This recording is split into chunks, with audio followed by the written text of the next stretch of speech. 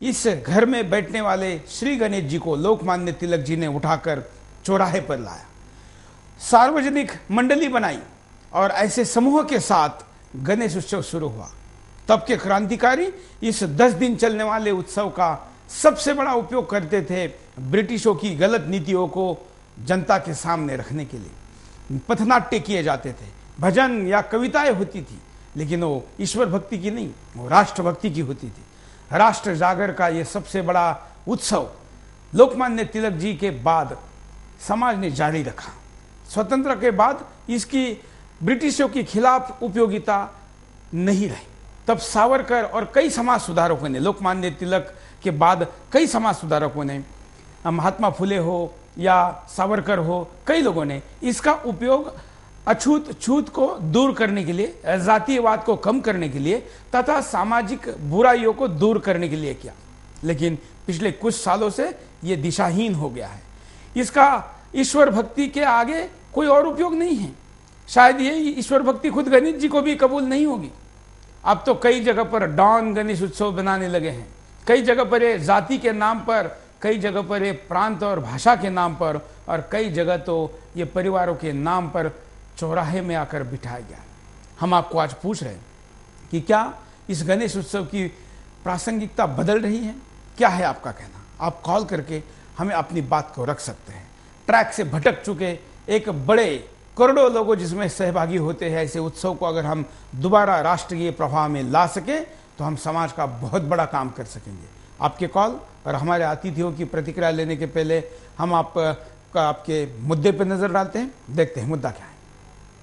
क्या गणेश उत्सव के मायने बदल गए हैं? गणेश उत्सव का त्योहार पूरे देश में हर्ष उल्लास के साथ मनाया जा रहा है, लेकिन कहीं न कहीं ऐसा लग रहा है कि राष्ट्रीय एकता का प्रतीक गणेश उत्सव सिर्फ एक त्योहार बनकर रह गया है। जी हाँ, गणेश उत्सव पूरे देश में धूमधाम से तो मनाया जा रहा है, लेकिन देशभक्ति की भावना कहीं दिखाई नहीं दे रही है। लोकमान्य बाल गंगाधर तिलक के वो बोल सब भूल गए हैं जिन्होंने अंग्रेजों की नींव हिला दी थी। जी हाँ, 1893 में बाल गंगाधर तिलक ने देशवासियों को अंग्रेजों के खिलाफ एकजुट होने का बीड़ा उठाया था। तब गंगाधर तिलक ने देशवासियों से अंग्रेजों के खिलाफ आंदोलन का बिगुल फूंका था। तिलक साहब ने गणेश उत्सव को पूजा और धार्मिक कर्मकांड तक ही सीमित नहीं रखा। उन्होंने गणेश उत्सव के सहारे देशवासियों में आजादी की लड़ाई, छुआछूत करने और समाज को संगठित करने का काम किया था। गणेश उत्सव को अंग्रेजों के खिलाफ एक आंदोलन का रूप दिया। तब गणेश उत्सव से जन जन में देशभक्ति की भावना जागृत हो चुकी थी। इस आंदोलन ने ब्रिटिश साम्राज्य की नींव हिलाकर रख दी। गणेश उत्सव के महत्व, आजादी की लड़ाई की बात सारे महाराष्ट्र में आग की तरह फैल गई थी। अंग्रेज भी इससे घबराने लगे। रोलेज समिति की रिपोर्ट में भी चिंता जताई गई। रिपोर्ट में कहा गया कि गणेश उत्सव के मौके पर युवकों की टोलियां सड़कों पर ब्रिटिश हुकूमत के खिलाफ आग उगलती हैं। स्कूली बच्चे आजादी के लिए अंग्रेजों के खिलाफ पर्चे बांटते हैं। मराठों से अंग्रेजों के खिलाफ शिवाजी की तरह विद्रोह करने का आह्वान होता है। गणेश उत्सव के मौके पर वीर सावरकर, लोकमान्य तिलक और सुभाष चंद्र जैसे नेता अपने ओजस्वी भाषणों से लोगों में देशभक्ति की भावना जगाते हैं, लेकिन आज कहीं भी ऐसा दिखाई नहीं दे रहा। आज गणेश उत्सव पूजा और धार्मिक उल्लास भर रह गया है।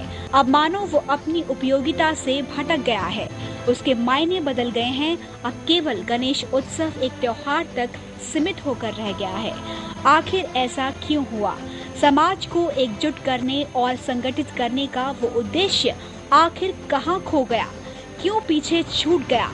क्या आधुनिक जीवन शैली के गुलाम भागते दौड़ते लोगों को इसका उद्देश्य और महत्व नहीं पाता, या फिर उनके पास समय ही नहीं है, या फिर वो भूल गए हैं कि गणेश उत्सव केवल पूजा और धर्म का ही नहीं बल्कि देशभक्ति और एकता का पर्याय भी है। अब हमें ही इसका उद्देश्य जानकर आगे आना होगा और इसके मूल उद्देश्य जन जागृति का बीड़ा उठाना होगा और अपनी आने वाली पीढ़ी को इसका महत्व बताना होगा। तो आइए हमारे साथ और रखिए अपने विचार बिंदास पोल में। तो ये आज का मुद्दा है और इस मुद्दे पर हमको बोलना है। हम लोगों की